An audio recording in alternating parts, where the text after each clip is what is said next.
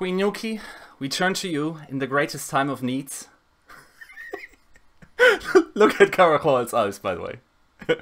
No, we are in a situation where we're currently not really sure which tournaments are going to come our way. We know Overwatch League, you know, something is going to come. The World Cup is coming. Contenders is coming. We only know dates for 2 of these things, so Contenders is still a big question mark. We're lacking Tier 2 tournaments otherwise. We've not had, you know, the early onset of Overwatch with the grassroots tournaments. And we thought it would be a good idea for that to basically invite one of the people that were most involved in organizing these things. And I guess let's start by introducing you. So, Noukky, who are you and what do you do? Hi, my name is Izzy, aka Noukky. I'm a freelancing tournament organizer, admin, whatever production type of girl. I've worked several events now in Overwatch mainly. Yeah, and now I'm hanging around here with 2 weird dudes. Hey. Only I am weird. Yeah. That's a German thing, though. Let's keep it simple. Let's keep it simple and clear. I mean, I'm super weird. you have worn many hats, right? Like you're like the German Swiss Army knife of like tournament work. I know you have observed for Takeover 2. You have obviously played with the idea of like some tournament organizing. You're even active as a, I guess you could call semi-professional, because you have been part of Tier 2 teams. So, like, what is your focus right now, and how do you think this will develop? Will you focus on anything in particular in the future, or? Just to correct you a tiny bit, I was active as a semi-professional player. I quit professional or like semi-professional, whatever you want to call it. I played tournaments and I earned some tiny bits of money. I quit that during Contender Season 0 or before Contender Season 0 because I was not able to play there with my team and adminning at the same time. So my main focus at the moment is just trying to set foot as a tournament admin organizer or something in direction of player relations, because in the time that I spent organizing or moderating certain communities and community events, I developed a genuine relationship with most of the players, so I would really like to further that into something I could do in esports. Yeah, that makes sense. And obviously, recently, you've even assumed the position of a writer. Like, we've seen that on Jake's blog. And I guess I have it here. The Path to Pro. So basically, it's an article where you outline what the natural progression should look like at the moment. And it's a good read. I will put it down in the box below so people can look at the arguments you're making and basically what you imagine the scene to be. Let's talk a little bit about grassroots movements. Obviously, back in the day, there were the you know, Alienware Monthly Melee to a lesser extent, but mostly the Gosu Weeklies that were like all-inclusive events where I guess at first those with better access could play other good teams, and therefore it was fairly open, right? It was always an open qualifier event. Now we're completely missing these events, right? Other than, I know that you're organizing an event for teams in Germany that are semi-professional, trying to break into the professional scene. What can we do here to sort of boost this part of the community? It's pretty, like, it's gone pretty slim over the last like half a year, even for Europe, even longer, just because of the monthly melees dropping. We have a pretty good like beginner scene, I say. With the weeklies, there's at least one weekly running in every region, which is the AG weekly for NA and the Go for Overwatch in EU. And we have the open division, which should be enough for at least like smaller teams that want to get into competitive play. But the big hole that we have, or that is missing from the whole scene, is the developments tier, or the tier 2 scene.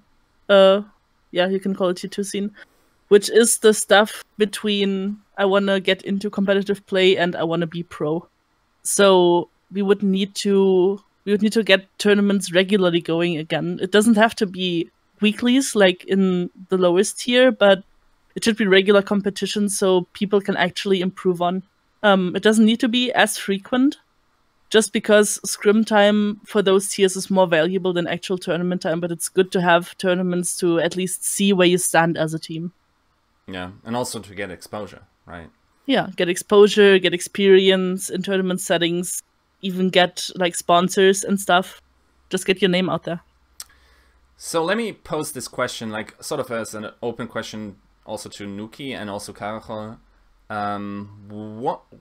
Where would we be in this, pursuit of developing lower level talent if the Gosu weeklies, as well as the Alienware monthly melees, actually never stopped and they just had continued? You think that would be different now, or would it have been, would the viewership, for instance, have plummeted now that most teams wouldn't play in those because of contenders or whatever? What do you guys think? I let Karachol first because I talked so much now. That's a tricky question. The thing is that at this point in time, and like always, Blizzard allowed people to get tournaments, I think up to 10k grant, like $10,000, right? Prize pool. And 10K? Was yeah, it I 5k, Noukky? You know that for It's sure, right? it's 10k for one event or 50k over a year. Okay. yeah, okay. So the thing is that like, if I recall correctly, the monthly mail is just like in the last few months of the run, they had like prize pools above 5k, I think. Like the usual prize pool for the duration of 2016 was like 5k, and then suddenly like they stopped, right? You see, they made the increase, they made the jump from 5k to 10k in the last few months. They had like a viewership of 20,000 viewers on average, especially for the grand finals and the semi-finals and the hyped matches. Which is, by the way, more than contenders usually had, right? Yeah, and the thing is, it was like what you say, like it was a grassroots thing. You had like personalities from within the community that people wanted to see, that people wanted to follow. They joined the banter, and this slowly, with the Overwatch League requiring talent and getting signing Zimpi for a number of events and hexagrams and all these people, like they get the jobs they want, but at the same time they have no one to follow up on them, right? They leave a vacant spot behind that it's not easy to cover, because there are not so many people within the scene of the scene of Overwatch. It's like 1.5 1.5 years right now. Like it's really as a sport, it's really small right now in terms of years.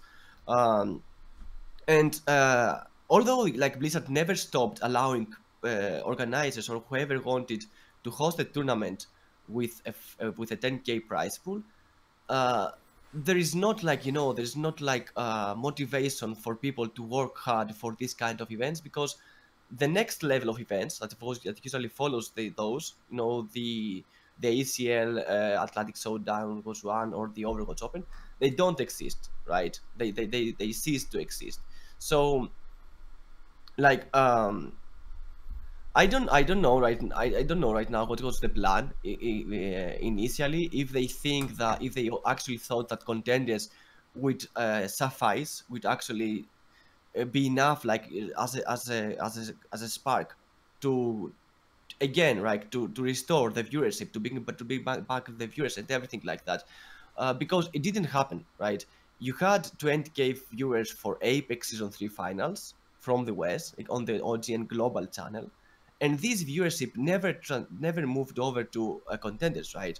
Especially for EU matches, you had like 10k or 12k at top, and then again you had the Overwatch World Cup matches in the summer, leading to the contender season 1 matches, and again the viewership from one event to the other never it never went from the one to the other.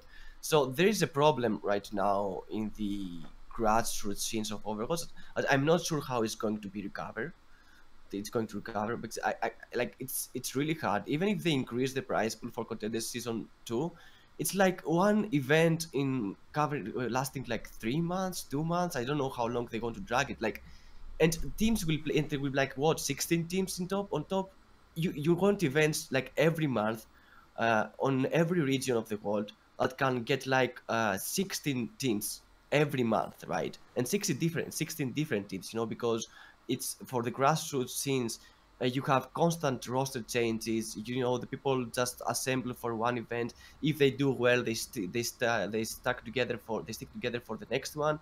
And if they don't do well, they do some roster changes. Then they go for the next event, and then they just grind events, right? So you need many events, and this was the case before with the monthly melees, with the Ghost Weeklies, with the Overwatch Rumble, with all these small tournaments that teams could grind events and find the winning roster, and with that winning roster pushing the top of the leagues, right? Yeah. And then going in the major events, having a good showing there, or maybe a bad showing, but it didn't matter. Right now with contenders, you reach contenders, right? And basically in the first season, in the season 0, it was like a huge open qualifier with everyone inside, and then you had like 16 teams in the end that were limited to 8 teams. So for a duration of like 3 months, you had 16 teams playing in one portion of the tournament, and then they were limited to 8 teams that were playing for the other 1.5 months. So it's like all the other teams that were participating initially, what did they have to play for? Nothing, absolutely nothing. So I think what Noukky said, like you need a great variety and a great and many scales of events that that manage to capture the attention of people, and this viewership of these people that participate in these events and their fans and their followers and all these people will then be tunneled to the Overwatch League viewership and all this stuff. Otherwise, it's going to be like what happens with the World Cups. You're going to watch like when your team plays, when like South Korea plays or stuff like that, and then you're going to just skip over the matches that the lesser team plays or something. Let me give this question over to Noukky. If you were given a specific amount of money to organize a tournament, would you, and you had no, guiding principles that you had to follow in terms of format, would you break down and make it more like 5 events for less prize money, or would you go bang one sick big event, and even disregarding really if it's offline or online in that production cost? It's a pretty tricky question, because at the state of the scene in general right now, I would do both. But I think what the scene needs more right now is just a regular competition that's not, maybe if I would have like 300k, I would split it into monthlies rather than having one 300k LAN, because I think continuous competition is better for players and for viewers alike. I think a big thing we learned from monthly melee, for example, is that tournaments grow over time, because if you think of the early monthly melees having like around 5k viewers, 7k viewers at times, and how much it naturally just grew into something, or into those 30k, 40k, which we had at, I think, the last one. Yeah. That it's really important that you have this continuous competition, rather than also so you can actually build storylines of it and not just have this one big tournament where, oh my god, this team wins now, Rogue is stomping again, whatever, and not have the storyline actually from, oh, this time they were on top, and then, oh, they're struggling group stages, or oh, there's a new person coming in, like Arc 6, for example. They fought for a place in Overwatch Monthly Melee for so long and asked, and when they finally got it, they just smashed half of the competition. Yeah. So it's just, I want to see contenders, for example, be regularly than only once or twice a year, just to have the continuous storylines to build a genuine viewership. Not like, oh my god, there's this one hype tournament, rather than, oh, I want to have it naturally grow into something that people really want to watch for the story. It's also one thing that's also interesting I thought about is in contenders and in general in league formats, and I guess everyone can feel differently about this. The one thing I have about league formats that I dislike is it feels like you have a lot of dead games. And sometimes it turns out that these dead games are actually worth something, like in the case of, was it Renegades against... Wait, Renegades needed to win in order for Rogue to get in, and who did Renegades play against? Does anyone remember? FNGFE. FNGFE. But it Yes. wasn't a game, like... But, like, after... Without trying to be a dick about this, but after week 4, or week 3 even, you knew... Like, if you were tuning into a Renegades game, you probably weren't going to see close Overwatch, right? So, in that case, I think the monthly melees, and to a lesser extent the Ghost of Weeklies, because casters would hop between the highest quality games that were happening in the brackets, you had some quality assurance, and these games actually mattered. So, even, like, you didn't know if, for instance, a team like Renegades would show up and suddenly beat an Overdog, when in reality, you know, in the league, it doesn't really matter if they... you know, get a win or not, right? They just still last. Yeah, because of the format that after this period of time that you get the wins you need, for example, in the league format, whatever game you play, then it doesn't matter. But as we talk about it, I remember that the reason that the monthly mail is actually skyrocketed in terms of viewership because these appearances by GP in other events, and then going back to the monthly melee with hexagrams, you know, and they kept, you know, feeding their own small tournament with viewership because they appeared on the larger scale tournaments, you know, MLG Vegas, Overwatch Open, the World Cup. And again, these links right now, this chain is broken because ZP, Hexagrams, and everyone needs to move on to the bigger leagues, but who is left behind to run the small leagues, right? Who is, I mean, in most sports and actually in most esports, there's like a natural progression that you have like a large talent pool and player base pool, and then you slowly build the top league, and then you call the top talent and the top players and everything like that. Like you filter them out gradually. Right now, there was this case where we had the grassroots, we had the talents that were that evolved with the scene. You know, they grinded the hours analyzing and discussing and finding the memes and finding how to approach and how to get the attention of the viewers. And then suddenly you tell them, like, you're going to cast the best league right now. Definitely, like, it's the best case for them right now. Like, 100%. I mean, who's left behind? No one. Like, Slasher? Is Slasher going to run monthly millions? That was the third guy, right? That was the third guy for monthly millions. So I don't know. Like, it's also hard, like, even if, and I'm sure there are third guys, the thing is that these don't have the same opportunities to build these, you know, shows around them too. Because if we're thinking that Hexagrams and ZP were one of the major draws of the Gosus and the monthly melees, which I totally agree with, and they had a great rapport with the audience, then because there are no reoccurring events, no other you know, casters get the opportunity to build the same kind of relationship to the audience. So exactly. It's strange. The question I see is, you know, there's always this sort of romanticizing the old days and sort of wishing it back. I just don't know if the scene that we're currently in would allow for that. If people would actually tune in, if we had, you know, continued while everyone knows, okay, so not even like the 5th best team in North America is now playing in these events because they have no time, or their, you know, owners don't want to allow them before Overwatch League, or, you know, like, it's not enough prize money because they are now making real money and not just, you know, living off of the little wins that they get through these small tournaments. So I wonder if that scene would still exist in the same sense that we think of it as it was back then, right? I don't really think it would, to be honest. Once the whole Overwatch League and contender stuff falls into place, there will be opportunities again for those tournaments to come up.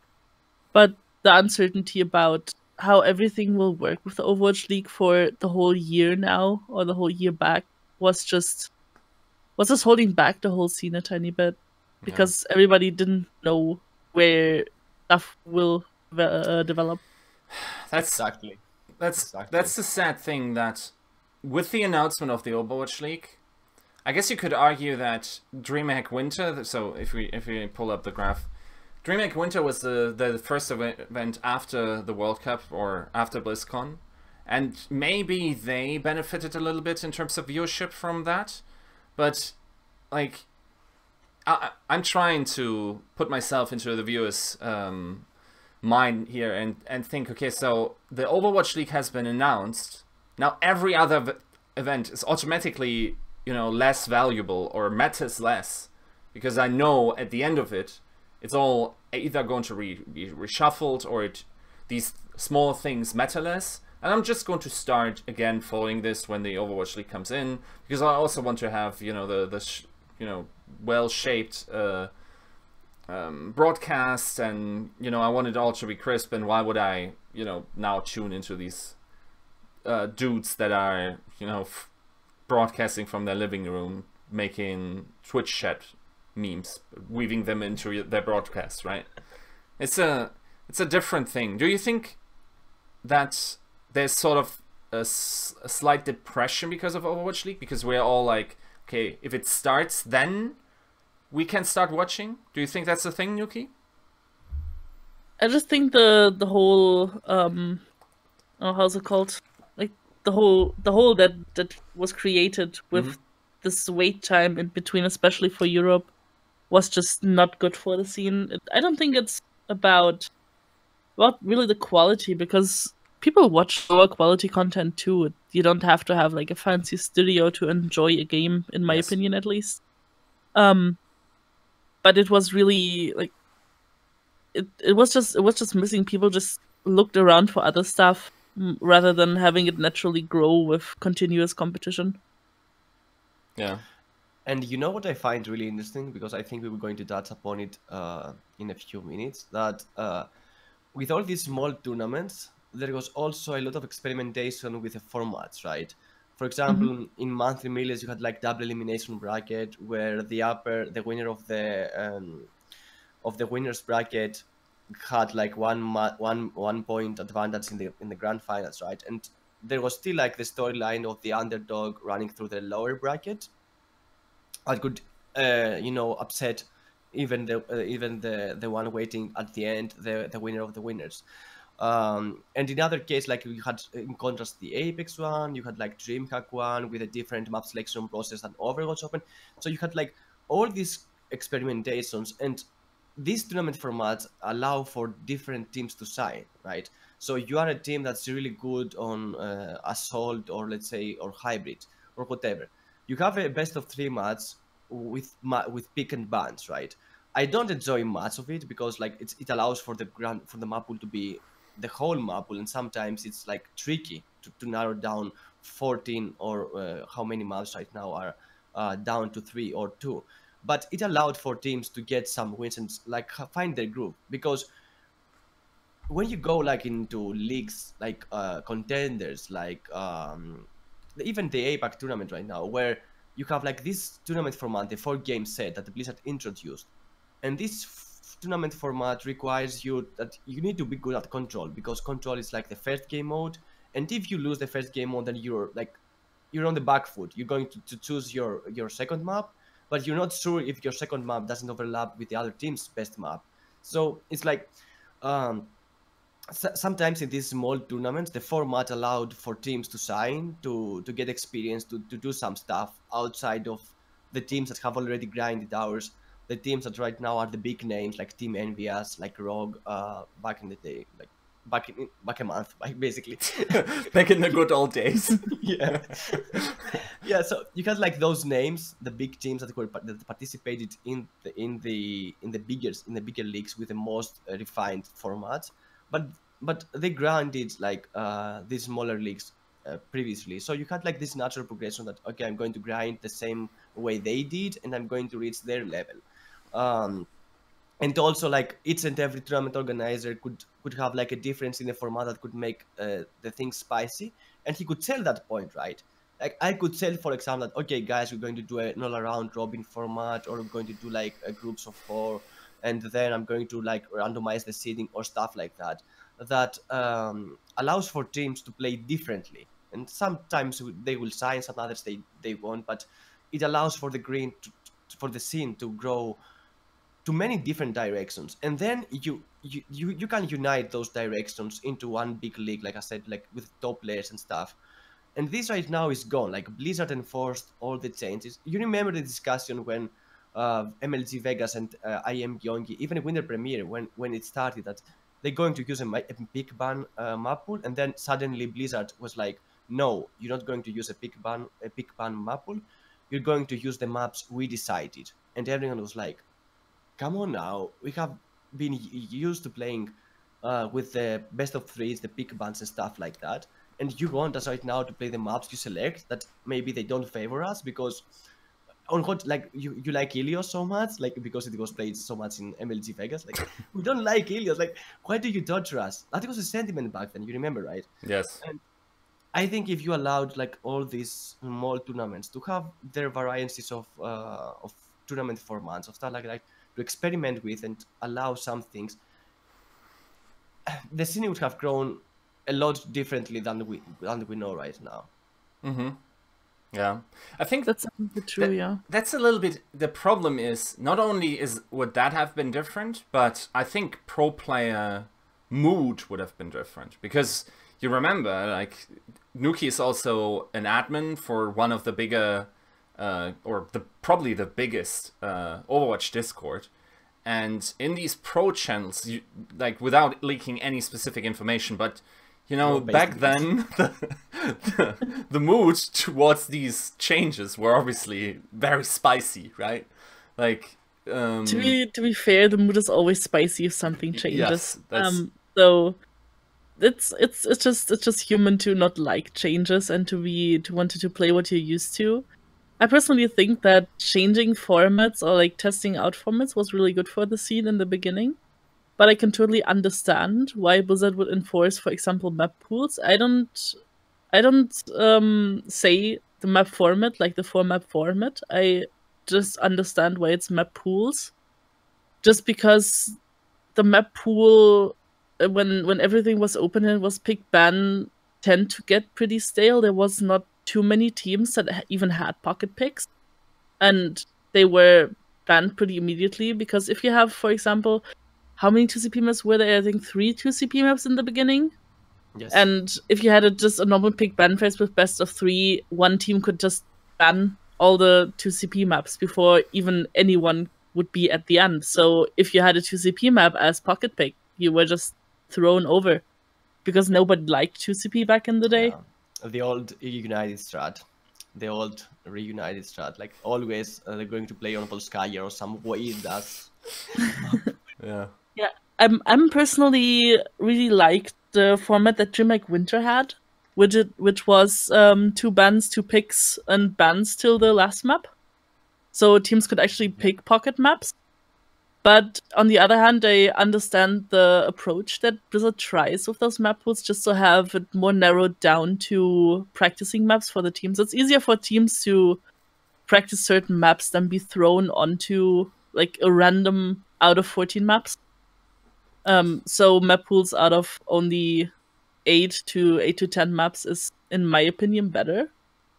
Just for practice things, and just to make it easier for the pros. I really like what they have with Heroes of the Storm, where it's like set map rotations per season. Yes. I would really like to see that in contenders, to be honest. And the 4-map set, you can debate about the 4-map set, because it's just, if you do the win-lose, you will have games that won't matter till the end. I personally like having map wins counted instead of win-loss, but that's like personal opinion. Just It's, the other thing is, it feels sometimes so inconsistent. Like, you play on an old patch, but in the map pool is Junkertown.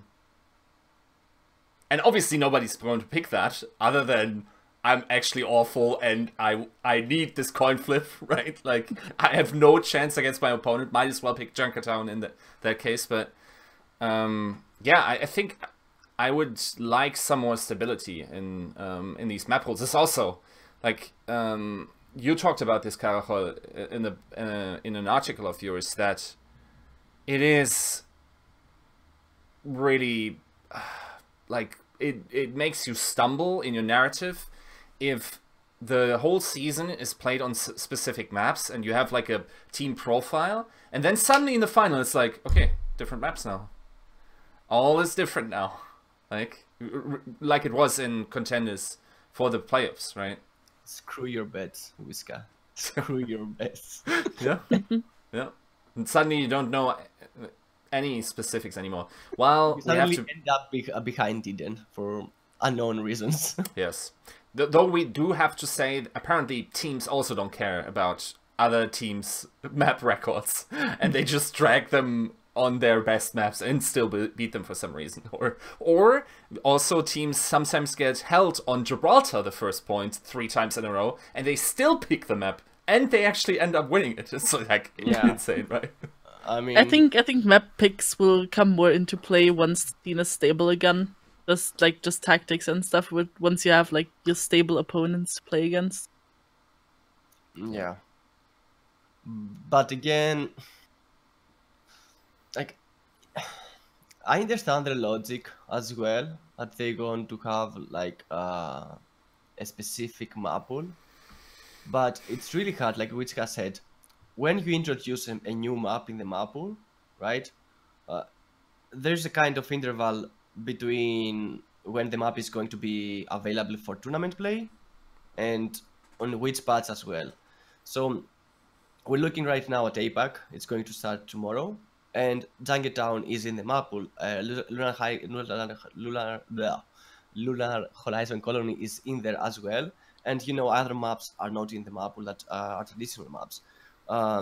And the thing is that the patch has already changed. It's going to be played on the latest patch with the Mercy nerfs, buffs. I don't know if whatever they are right now, because some people say it's a nerf. Then then suddenly someone finds a bug, and then it becomes a very big buff to Mercy, because her kit is arguably right now a bit tricky, since she can't kill anyone. She's only prioritizing her movement and healing her allies. So it's like there are less decisions for her to make than, for example, a Lucio player or an Ana player, stuff like that.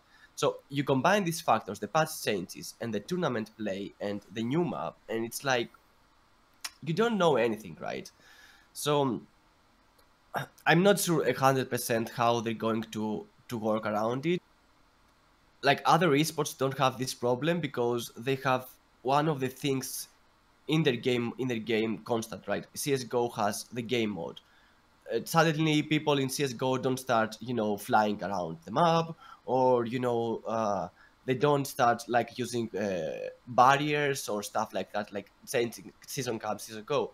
They know that whatever the map is going to be played, they still are going to use the same weapons, or like this, like it's going to be hit scan and flicks. Like, that's all about CSGO. So you can have like a variety of maps. Then you go to League of Legends, you have the same map, or even like if the graphics are changed for like to have a variety of some sort, still the arrangement of the map and the objectives is the same. And all that it matters are the heroes and the combination of the heroes and the pick and the bans and all this stuff. In Overwatch, you have like a change in an ultimate can make suddenly a map very strong for a team because it buffs them, while it nerfs everyone else. In addition, a map change in the map pool can buff one team because suddenly, take for example, 1-2-3 in European finals of Contender Season 1, Hanamura is out of the pool, but Volskaya still remains in the pool. they don't want to play Volskaya for no reason. They don't like the map. They're never going to pick the map, and you force them to practice a new map just to have like a way to win on assault if they are given the option to pick. So they're going to go with Temple of Anubis, but Temple of Anubis is so different than Hanamura, and they had a score of 4 wins and 1 loss on Hanamura. So like all these things, they're really hard to balance around. So I don't know how they're going eventually to do this thing. And you talked about 4 game sets, which another thing, like how do you arrange the game modes and what happens when you are forced to double game mode. So we talked about map wins, and I kind of agree, but with map wins you have other problems, like we had back in Contender Season 0. Like how do you solve the draws on maps? Like do you award points for a draw on a map, or do you just consider it as 0 points or stuff like that? Yeah. And if you award points for draws or for wins or whatever, then you reach scenarios where a team with more losses, but with more wins and losses only, ends up having to play a tiebreaker with a win with less wins, with a team with less wins and more ties, like the case between Cloud9 and what was it, Kungarna. Kungarna had 2 wins and 5 ties, I think, or 1 win and 5 ties, while Cloud9 had 2 wins and 2 losses. And because of the way the points were awarded at the time, they had this weird thing that although Cloud9 had won more games, they had still to play the tiebreaker. So it's kind of weird in a sense, but wasn't there something like that also in playoffs where a series would have been decided if like before, because the score would have been 3-3, they wouldn't have played a tiebreaker map, and then it would have just been over at a tie. Like ending a series in a tie and therefore having one team win, I don't think feels at all satisfying for viewers, right? Like, yes, I understand that, okay, then even if they win the next map, then it would still be one more win for the other team. But at the same time, that really doesn't feel satisfying. You kind of want to play. I think so the situation was, it is 3-1, they tie, it's now 4-2 in scores.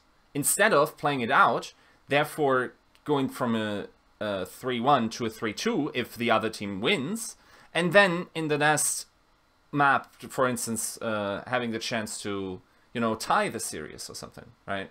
But now in a best of 7 situation, there's no catching up anymore because of a tie. And then the series is over because of a tie.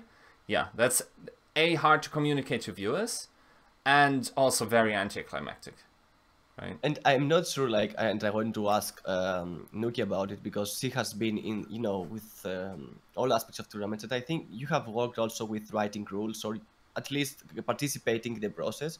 Like, when you have to decide, for example, the best of 7 format, and you have to double game modes, right? Which game modes do you decide to double, and why? For example, I'm not sure, like back in the day when you had to pick any bans, you had to choose like how many bans are you going to give, the order of bans and picks for a tournament. So stuff like that, like what's the process behind them, if you can like give us inside information. I haven't really worked on best of 7 game modes in the new like map format, or like in the Apex format that they do, or like in Contenders playoffs. But I think it's really about what maps are popular for players and for viewers, rather than just randomize them. Of course, you wanna show your 4 maps, and then you just pick some that you think are the most fair and enjoyable modes, rather than what you personally think. I would say, at least. Yeah. Writing rules is just, you just try to make it as clear as possible that there's no loopholes, so you have to reread and rewrite them like a week, probably, like every day, watching over it, seeing if you can find another loophole, let other people read them, etc. Talking Of about course. loopholes. Yeah, yeah. Like, let's talk a bit about loopholes. Like, So obviously, an issue occurred at the playoffs, and it wasn't pretty, and a lot of people were quite outraged. And what happened was you could play a map twice.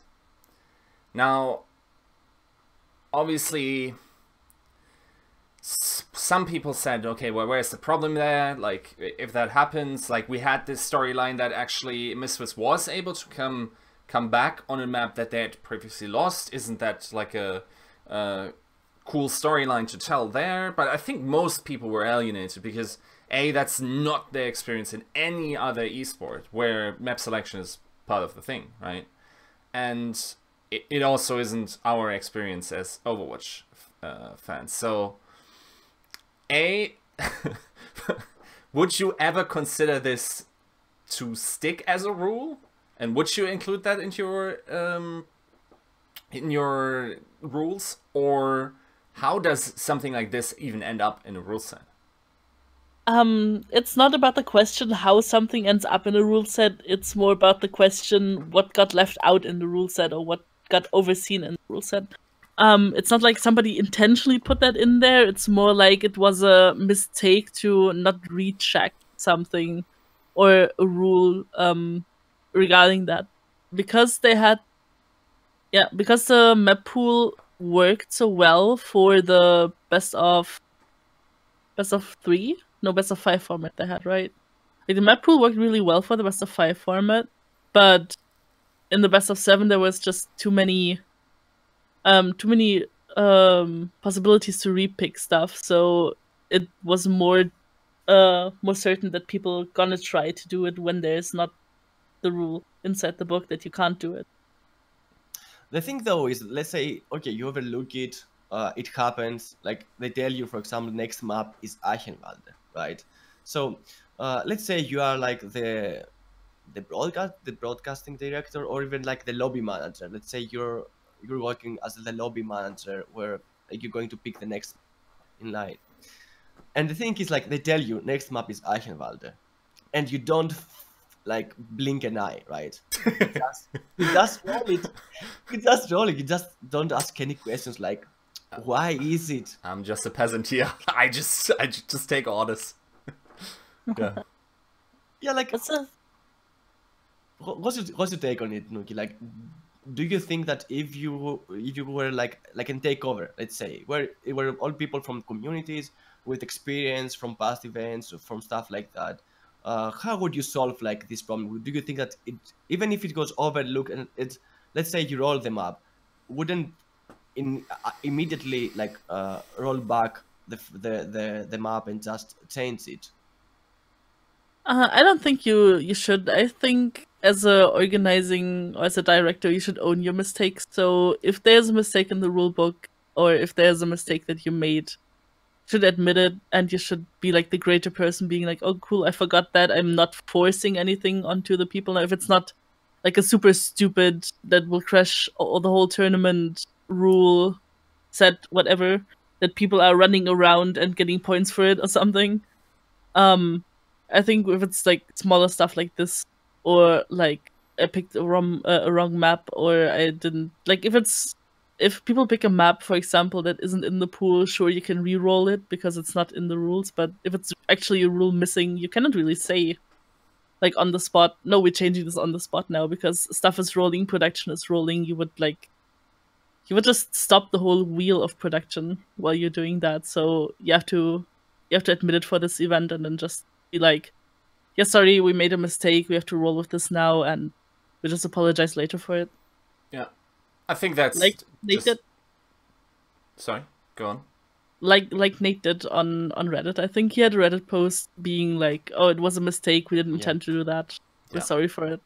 I mean, that's the best that you can do. Just own up to these mistakes. And I remember an instance at Takeover where Cloud9 was. That was a strange time. Like, they renamed sort of like the words we had for specific game modes, and everyone was like, what was the payload map? It was payload Yeah, and hybrid, I think. Exactly. Yeah. Yeah, and we were confused back then, and then Bishop was like, "Okay, we were not at all prepared for this. Can we, like, what's going on now? Like, there is no definition to these names in the rule set.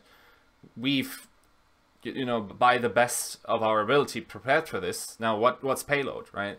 So they allowed that in that specific instance, and I think in these situations, yes, as a tournament organizer, we have to say, okay, our rules were incomplete, and then just go with it. Like, and also to sort of play devil's advocate here, Eden. I mean, how different is it actually to if we were in a double elimination bracket, right? And these teams play each other 2 times. So, for instance, you know, we had it a lot of times. For instance, in Apex, where, for instance, Runaway played Lunatic High twice. Now GC Busan played Runaway twice. Lunatic High twice. Yeah. And I'm sure there were map overlaps. And then if actually someone wins a map that was previously won by the other team, then everyone's like, "Oh, that's so sick. They really, you know, improved between these 2 occasions meeting, and they've really figured it out." And it's like, it adds to the experience. But when this, I think it was more that it was unexpected than it was that it really was ridiculous, wasn't it?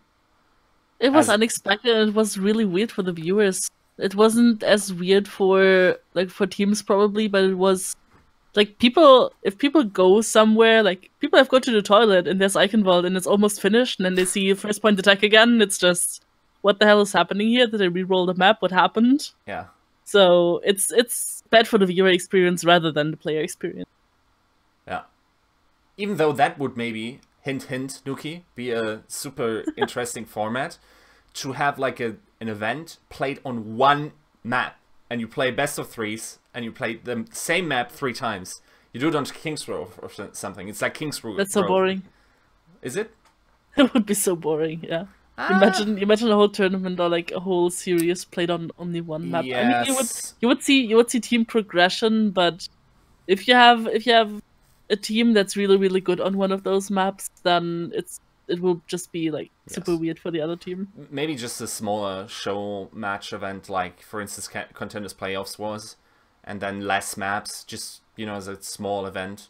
Because I think there could be some variants that could be enjoyable. I'm not quite sure, and especially definitely if they play each other close, because I don't think that, because we have so little data, because so few maps are played, I don't think actually if a team is, for instance, 3-0 on 1 map, that they are now the paragons of that map. It's just that their score says 100%, but in reality, if they were to play maybe 10 maps of that specific map, maybe they would just win 6 or 7 of those, even though those 3 in that specific series just started out with 3-0. So, I think also then, you know, the metagaming, knowing the default setups and what specific teams do, for instance, seeing like how people clear streets face in on King's Row or something, it would maybe be enjoyable. Maybe I'm just too much of a nerd and like the nuance that most people wouldn't appreciate that as much. But I think it could have, like, obviously, yes, I agree what you mean, like, I say what you mean, like, if it's literally like 30 times King's Row in a row, then yeah, it would probably become stale at some point. But yeah. And that was one of the big critique points back in the day, because of those pick ban things and map pools, that the map pool just got really stale, and so they tried to force like a more diverse map pool. Who actually complained about that? Because yes, I saw that point being made by Blizzard. I didn't see viewers, I think, too. Yes? Like there was so on many official forums, definitely. Yeah, official forums and Twitch chat. Sometimes, like, you saw it on NGE, on Winter Premiere, I think it was, Ilios Resident Sleeper.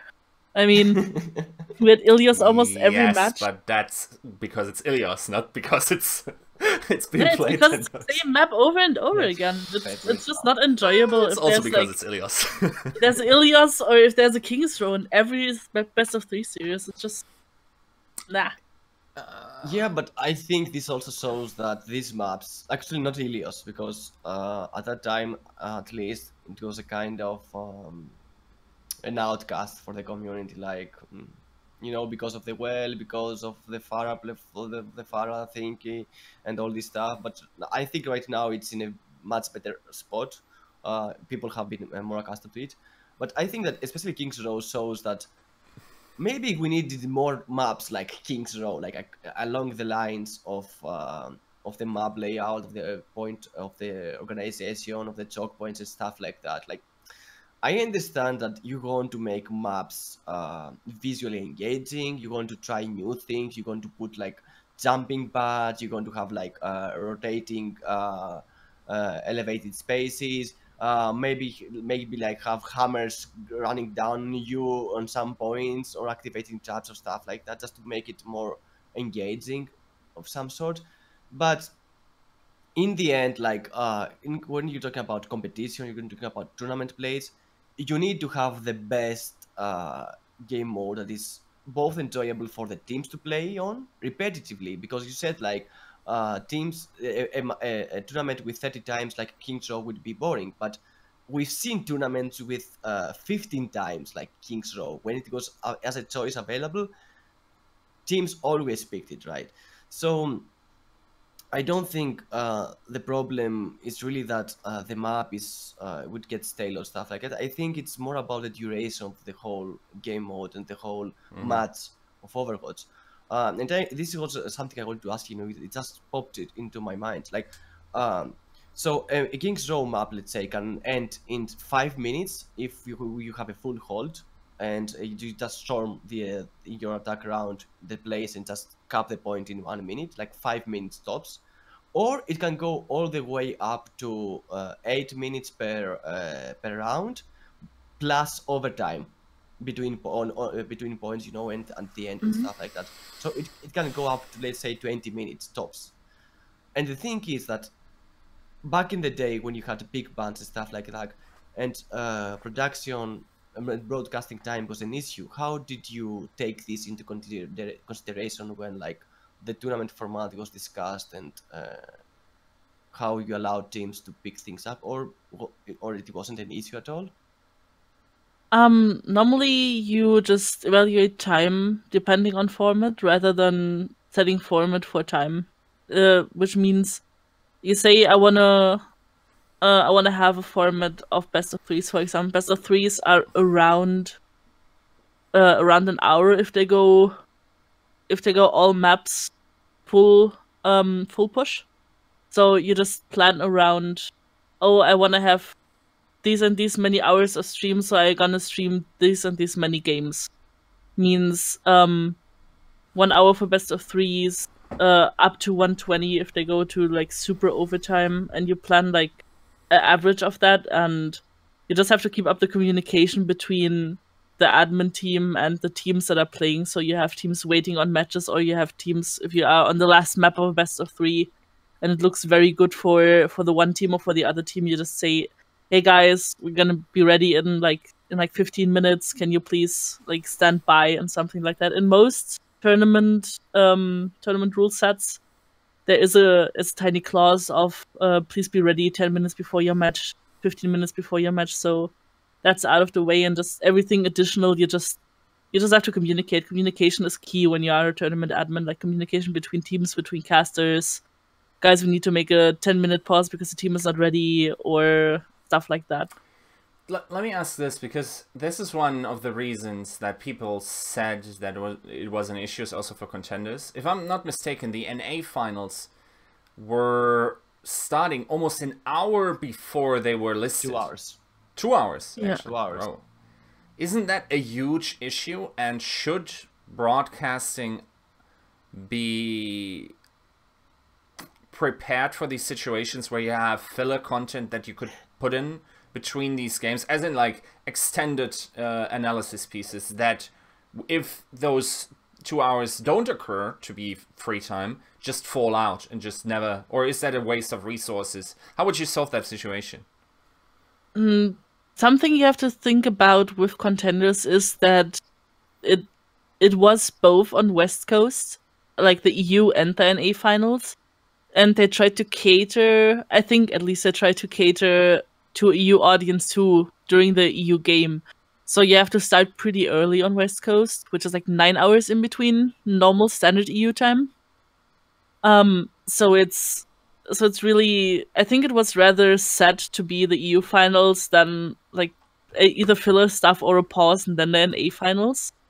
But it could be that they decided on the spot, or we just want to keep the broadcast going because we don't want to have people to have like such a huge pause, because the EU games, they were pretty long. I mean, it was the full best of 7, wasn't it? Yeah, how can you mess it up so much? Like, your full best of 7 ended like in under 2 hours, something under 2 hours, and you had like 4 hours or 5 hours between the two matches, the two starting times. Yeah. Like in theory, if we get those, a best of 3 is about 120 max. You just don't get to 5 hours with a best of 7. It's just not possible. I think it was an intended pause in between. What you could do is just to cater for primetime EU to primetime NA. Yeah, That's why I think that's why the pause was in between. The thing is, you could fill it. For example, you could put the deathmatch in there. You could have put like interviews, like a small media thing about this team's path to contenders, like a Boopasaurus Boop of the Week compilation or something. You know, it could have been possible, but they decided not to, and which is totally fair. But it's like viewers were anticipating a match on certain time and they were planning their day for it, so it was really disappointing for many viewers just to not have anything at that time that they needed to. Do you think that was one of the reasons why viewership wasn't as impressive as we probably would have wished for? Yes and no. It definitely affected the viewership. Maybe not like super big time because it was weekend anyways. But it definitely affected like the perception of people a tiny bit. What is there to come, and the ones that didn't plan ahead for it or didn't want to watch everything. Because we know that there's certain people just watching for envy, just watching for corn dogs. So it was a bit disappointing for them. I don't think it will be long-term damage, but it was just a letdown, a small letdown for the community.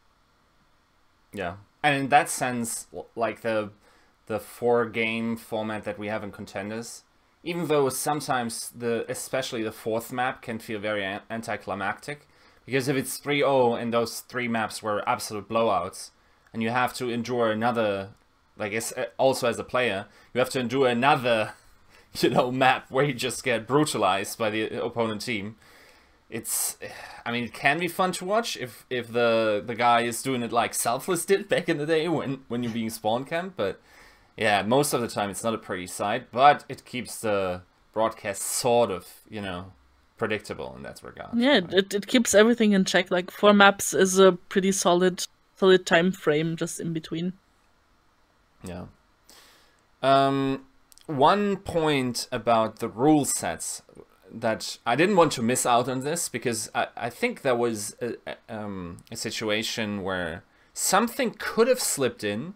I still remember at the time, it was for a takeover, and I remember reading the rules, and I don't know if you had edited them, but in there they had the no hero limit rule was, wait, let me see, yes, no hero limit was marked as yes. So in that qualifier for takeover, we could have technically seen no hero limit, right? Like, were you responsible for, informing then that would probably be a bad idea at this point? Actually, I didn't really notice that this was in the rules. I didn't write the rules for takeover. I was just organizing organizing the tournament itself, plus adminning it and coin flipping like crazy, because first map pick was coin flip, so I was the coin flip bot. Really? Yeah, I was flipping the coins. How? Oh my god. I had a coin flip tool and I had a coin flip tool and I recorded every single coin flip, and on demand I uploaded them on YouTube. So everybody knew which coin I flipped for what thing. Why wasn't this on the broadcast though? That would be so sick, so hype, so intense. Because it was like everyone just. Because there was coin flips going on for several teams at the time, and this was just weird to have them on broadcast. And I wasn't on site. I wasn't at Take TV at that time. I was at home. We had people playing like musical chairs on chairs with wheels. Like this would have been a lot more awesome. I would have loved the musical chairs on Takeover, but Basti didn't want to have it. That was borderline. Like Borderline cringe musical chairs. I was sitting this much away from that situation, and it probably looked worse in real life than it was in, because it was, I think in the final two was Yuki versus Swoosh, exactly. And these contexts are more, they aren't really about physical power. It's like, how much can I allow myself to touch the other person I've never talked to before, right? Didn't Swoosh just lift Luke up at some point, put him down at some point? Yeah. Like Luke, this tiny person, and then Swoosh with like his 2 meters and just picking him up. It was funny. It's unreal. Like, Yuki is an unusually thin dude, and Swoosh is an unusually huge, like... Wow, toxic. No, not really toxic. He's just a giant, basically, right? So I'm not small, and who's actually, do you know who's taller? Is it Reinforced or is it Swoosh? I think it's Reinforced by a few. Yeah, few bits, few centimeters. Still, if they were to come in a fist fight and I had to bid on them, I would probably pick Swoosh. He looks more, sturdy. He looks more badass because he has tattoos. Are you stereotyping? I mean, yes. It's also, he has these chains on him. I think those could be quickly, repurposed as weapons. So I'm definitely counting Swoosh there. So, is there any other talking points you have? Anything else? Caracol, anything that comes to mind we want to talk about tournaments? So with Blizzard pushing for the TV broadcasting, I think, we've seen them like having airtime on Disney Channel. And also, I think the whole 4-game set was built around, an hour-long match. So it's like digestible in terms of, I think, of TV viewership or TV content. But the thing is, like, for contenders, like, do you think Noukky that the downtime was kind of too much, like between the maps and stuff like that? Or was this something that was okay for players for, like, I don't know how much time players need, like, between the maps, or if they should be given, like, if they ask for it back in the day, because some tournaments didn't even have, like, in the middle of the series, like a break of 5 minutes or stuff like that. I personally think that the format that I had in the beginning, where it's 2 maps, 5 minutes pause, 2 maps, was more optimal than the thing they had after it, where there was, like, after every map a pause of like 5 to 7 minutes. I think it just draws out the tension of the viewer, or like the attention, because you always have like, oh yeah, map hype, and then you're like, waiting 5 minutes again. Advertisement. It's just up and down for the hype for the viewer if you have too many pauses. Should the Overwatch League hand out Adderall pills for the live audience? No, definitely not. Unlucky. No, it's just you want to have a continuous story, and if you have too many breaks and then like a silly joke here and there, and then another analyst or caster a few minutes talking, it just draws out the competition, and it draws out the attention span. If viewer just has so many minutes of attention span that they can be excited and hyped before they need a pause. And so you shouldn't force pauses, rather than have them naturally come after a certain amount of time. Yeah, and like when the average play time of a map is like 12 to 15 minutes, I think it's too short to constantly have a 3 minutes break after 12 to 15 minutes. It's almost like you're arranging for commercial breaks just to have commercial time, right, between the round. Yeah, but even commercial time would be too often, I think, if you have only maps only like 15, maybe 20 minutes, and then 5 minutes commercial every time. That's a bit too much. Just don't start with player mid-series interviews again. Like, as long as that's not happening, it's all fine with me. That's one of the, yeah. I mean, yes, as a game, I think Overwatch could be pretty advertiser friendly. Like, you often cut to the players, and they have jerseys Unlimited on. gaming break.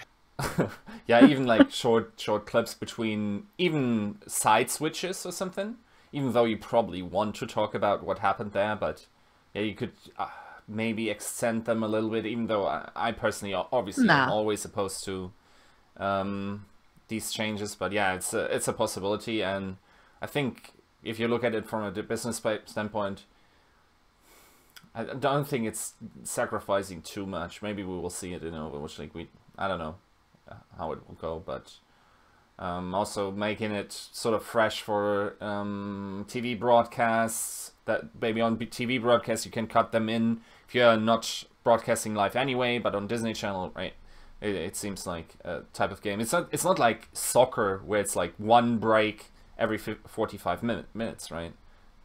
No, it's not like soccer. But again, this is what you're going to see in esports, I think. Like, if you're a viewer, this is the difference point between sports and esports. That esports were like, we don't care so much about advertisement. Even when you have analysis segments, people constantly spam chat on Twitch like match when, like overtalk, like stuff like whatever. It's not match related. It shouldn't be even like on the broadcast. Just drop it. And up to a point, I think that this was a selling point for many, or engagement point for many of esports viewers.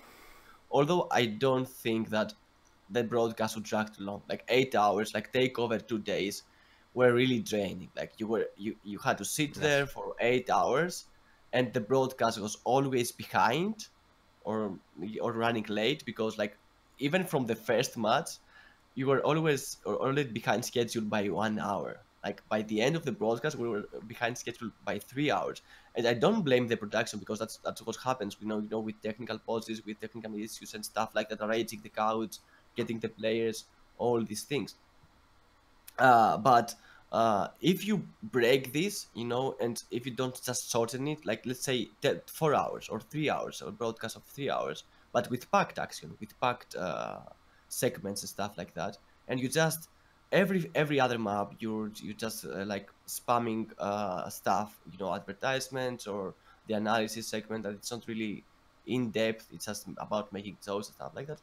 You're really breaking the immersion of the esports that was built upon, right? That you sit there, you go to the match, you have the people who are vested in discussing the match and having a great time, like watching with a friend or something like that.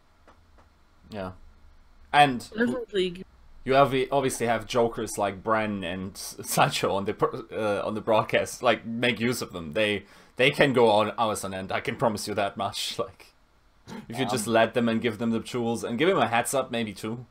Like, have a list on Bren though. Sometimes, like, on the what? A list on Bren. Like, sometimes he was asking ZP stuff that goes like. Like, I mean, yeah. I know that the match is uninteresting. I think it was during the last match they were casting in a European bracket, and it was like the most uninteresting match of all. Like,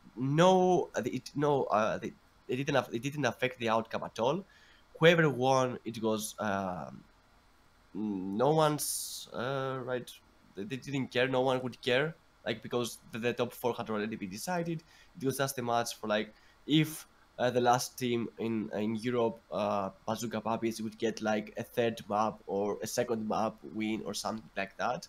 So, and you had the brain like going on about I don't even remember, it was like some weird stuff. Like, at least have it like being on topic, like in game or stuff like that. Because like, if you go to movie references, or if you go to food references or to food analysis, it's like.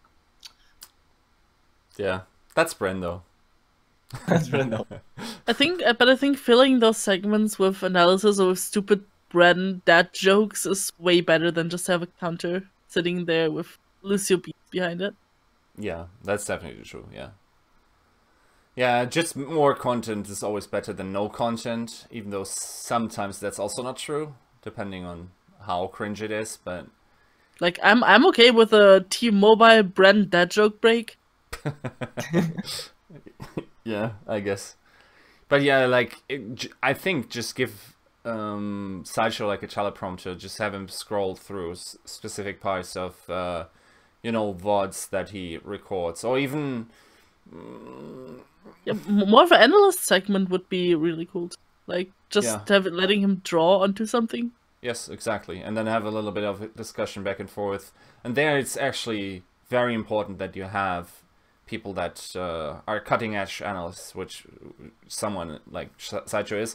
So you have a back and forth in these regards, right? And like, or an ex player like Reinforce in there, just to have it not be a monologue the entire time, right? For me, though, the best casting, and I think it would have been way too appropriate for this match, for the last match, would be to have a Hack and Stair casting it, because if the teams are going to do dumb stuff and the teams are going to use like dumb strategies, they would have gone ham with them. Like they would give their opinion on every small detail or every small like mistake they did. They could call it out. It would be so entertaining, just like having a top 500 player commenting or casting a bronze game, and just pointing out every small detail.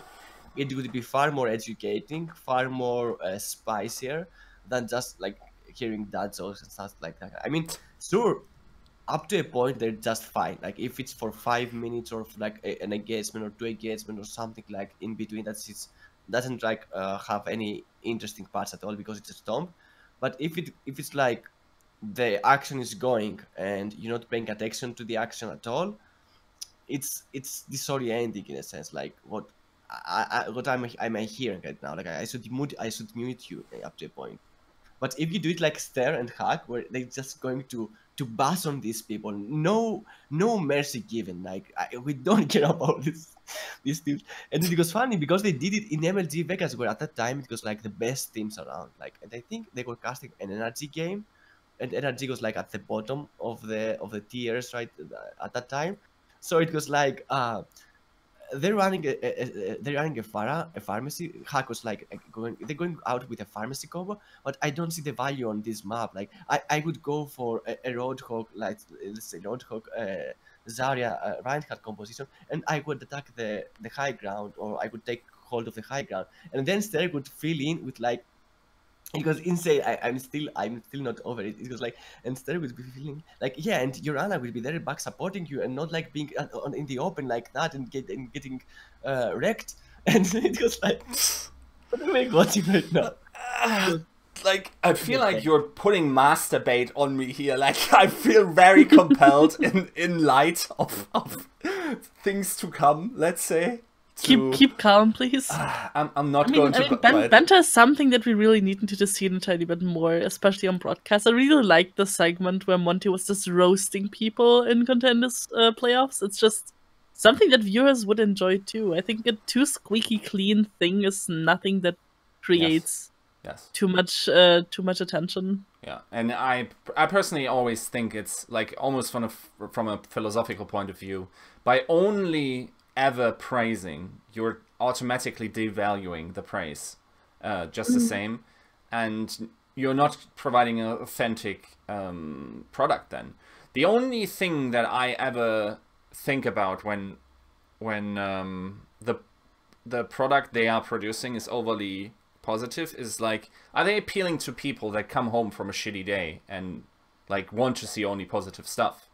Or am I super nerd and my life is basically this game, and like if it's only positive, then I'm, seeping in existential dread because everything is apparently awesome when I know this not to be true, right? Like it's very hard to appeal to all the types of demographics or the levels of interest. Staying positive earns you BlizzCon tickets, so I would go for top positivity. Like if PMA? if PMA is here, another 2 levels above that, just to be safe that you get like a Blitzcon ticket. But one last point. What's two levels above PMA? Is it like Care Bears or like I don't know. It's like enabling the torb, right? It's enabling the torb. Enabling them. It's like you have this top one trick in your game. He's probably even French or something. No harm to French players. And you just pick the Orisa. That's above PMA. It's just you pick the Orisa, you pick the Mercy, you pick around your Torb and you pocket him. That's above PMA. No, but people need to understand that PMA and like having positives, like critiquing even a player isn't really like the super bad thing to do. It just enables the player to have more color, to have more of a story than just being like, oh, he's good at this, oh, he's good at that. Like you need Shadow and Light to form an alliance together, to have actually a personality and a character to someone, and just having those nice people sitting there being like, oh, this is so great and this is so great and this is so great will not help you to have an entertaining broadcast. Mm-hmm. Yeah. Like every hero needs a villain to be actually a hero. Exactly. And we need more heroes. Yeah, we need more Michaels. Ooh. Yeah. I mean, not exactly Michaels, but we need more people in that with skill, like Michael. Like... Yes, exactly. That's the point. If someone was actually, imagine like the best player in the world being like Michael, that would be awesome, dude. Like that's what I love about fighting game community, because fighting games actually have people that are really good and that are fucking bad people. Punk, like not giving a heck about. They just BM like crazy, and audience loves it. While we are while Sinatra is teabagging someone, it's obviously like it's a huge thing, and like people are tweeting at him how like a toxic 17-year-old kid can get 150k contracts. The audience just needs to learn that it's just that people are putting on a show. Like it's with TV, it's with film, it's with basically everything. Players are just characters, and players can differ from on-camera presence or on-stage presence, on tournament presence even, than personality. It's just like streamers, for example. Like, do you think people that are super overhyping on stream are like that in real life all the time? Probably not. They're probably like super quiet and whatnot. Zoe told me that XQC is like that in real life, so I trust her. He's basically I can not agree. sleeping Yes. at all. In order to sleep, they just sedate him. Like you need to knock him out. Yeah. No, but it's with many things, and people just like viewers just overreact when it comes to this stuff. I think. At least. The thing is, Noukky, how do you get hired for such jobs right now? Like hired for what? For tournaments, for these shows that we're talking about. Like, okay, there is like, and returning back to the original thing, right? That with no grassroots, with no organic evolution and expansion of the scene, you have the top talent, observers, the casters, admins, or whatever signed already to produce the greatest spectacle of all times, the Overwatch League. In a very small arena, by the way. Anyways, how do you go on after that, right? So you're available to get signed to a tournament, right? Or by tournament organizations. What kind of offers, like, or do you have to search for it? Do you have like to work for it to find the proper connections? Is there a way to just like apply for things like that right now? Like, what is the landscape in this area for people that may want like to enter or exit, or I don't know, like enter or exit? Exit is really good. I mean, freelancing is 90% just word by mouth. You just get recommended by someone, you know, someone that looks for something, etc. There's very little just open job sites where you can go for freelancing work. There's a few, like you can use LinkedIn stuff, you can use like several job websites for sure, but most of the smaller tournaments I just word by mouth. Hey, do you know a admin for Hearthstone? Hey, do you know someone that could host a tournament for me? Or you have to just make a name for yourself by trying stuff out, by trying to do your own tournaments. Like I did, for example, beginning of the year with the monthly brawl. Just go around, look for sponsors, get recognized by teams, etc., and just try to get recognized. Basically, Okay, like okay. players. Let's narrow it down. So Whisker with these godless kids is looking for some appearance on a show. What would you advise him to do? He wants to be the Bulbasaurus of Europe, like, but with better skits. Definitely. I would I would definitely advise him to put out content. Content is something that everybody can see, that can be like your credit card, it can be your reference for certain things. Means if you want to be an analyst, put out videos about you analyzing stuff. If you want to be a caster, cast smaller tournaments, just ask them, hey, do you need an English cast? Do you need a Transylvanian cast? Do you need a Polish cast? I just want to do stuff. Upload it onto a channel or wherever. If you want to be a Boopasaurus, just play Lucy all the time and learn how to prepare for boops and how to boop at least 3 people off the map. Ooh. Whisker, can you do that? Only 2 boops. Oh. No.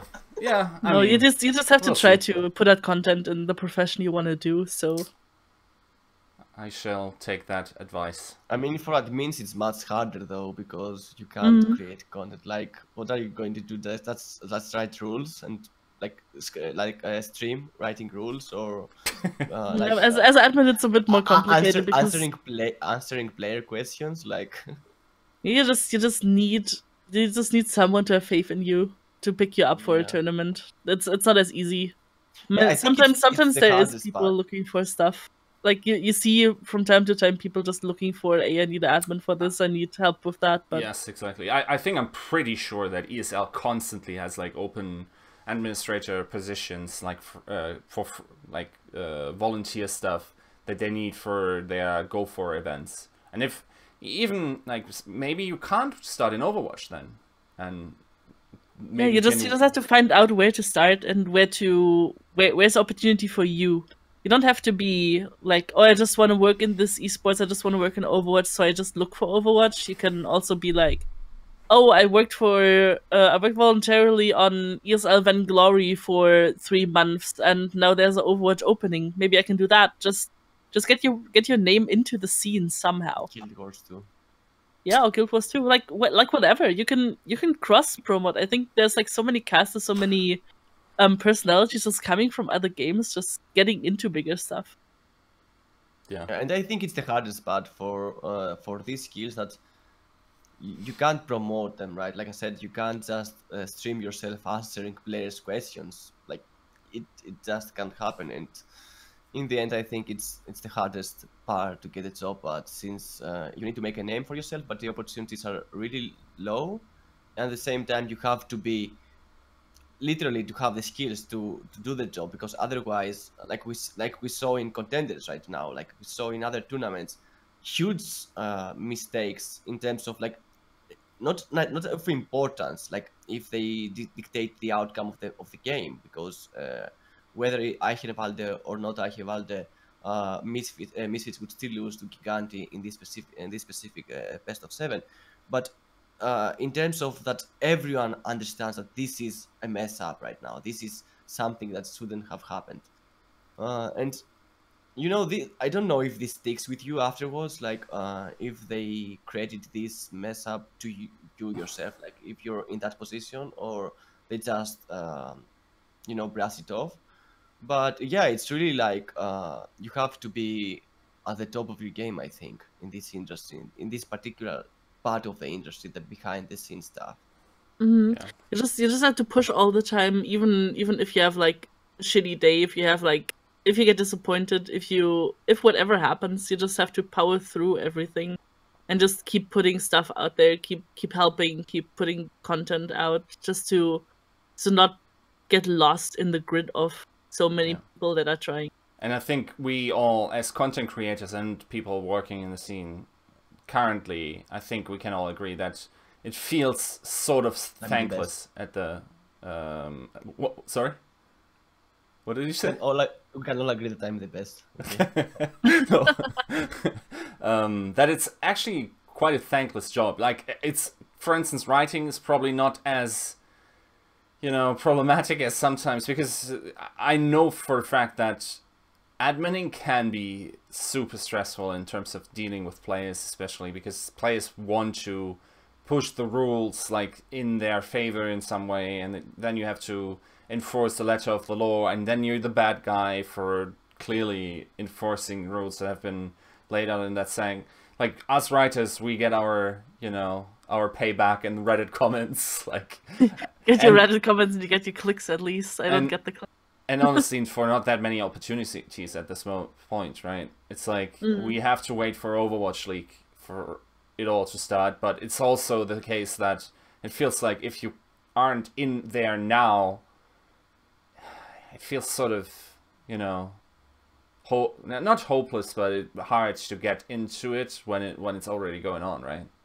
Yeah, it's hard times at the moment for everyone that's not in there, that wants to work on Overwatch, but it's not like it will always be hard times. You just have to keep positive. That's what I'm thinking. Like, no. Everybody's negative all the time anyways, so I just be the positive type of person that's like, oh guys, it's not gonna be so bad. Like, just do contender stuff for now, and then stuff will come around in season 2, etc., etc. And I think I like to try to be like the beacon that some people are holding on with my positivity, and so I try to get that out there. Queen of Europe. Fuck you. Oh, this is G-rated esports. Can you beat me away? We had one guy that signed to us because we are G-rated. Now that guy is gone.